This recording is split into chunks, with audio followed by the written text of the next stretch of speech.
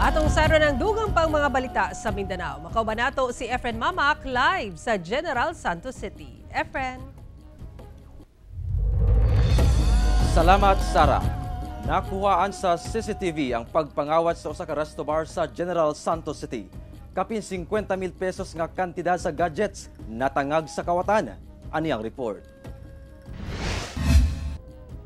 Sa kuha niining CCTV, makita kining usa ka lalaki nga nakakalo nga daw naniid samtang naglakaw-lakaw sa sulod sa usa ka resto bar sa Barangay Lagaw, General Santos City pasado alas 4 sa adlawng Miyerkules. Sa laing kuha sa CCTV, makita nga ana-ana kini banda sa kilid sa cashier nga nag-ukoy-ukoy ug padayon nga naniid.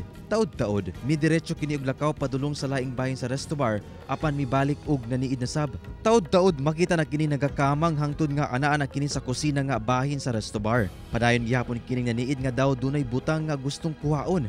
Apan midiretso na kini og sulod sa usa ka kwarto sa maong resto bar nga walay tawo. Sumala sa tag-iya sa maong resto bar, kinsa wala na miya tubang sa kamera. Gilungkab kuno sa kawatan ang doorknob sa maong room aron makasulod. Gikuha matud pa niini ang usa ka laptop lakip usa ka cellphone. Apan namatikdan kuno kini sa usa ka empleyado sa maong resto bar nga tigtulugan sa maong resto bar.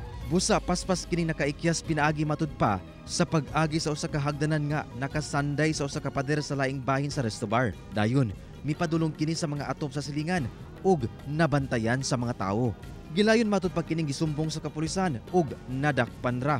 Lakip na ang usa ka lookout niini nga anaalang sa gawas nga matud pa naghulat niini. Giila mga suspetsado nga si alias Rex, 22 anyos ug alias Alvin, 27 anyos, pulos residente sa mong syudad. Balog na sila sa Police Station 3 Jensen kinsa wala pa miluwat og pahayag. Hinuon nabawi ra sa tag-iya ang maong mga kinawat na gamit nga nagkantidad tanan og 55,000 pesos. Desidido matud pa nga mupasang atog kaso nga robbery, lakip trespassing ang maong tag-iya sa resto bar batok sa mga kawatan.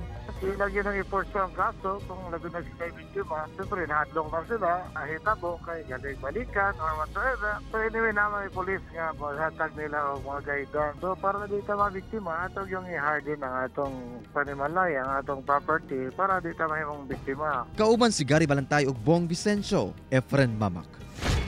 1 Mindanao.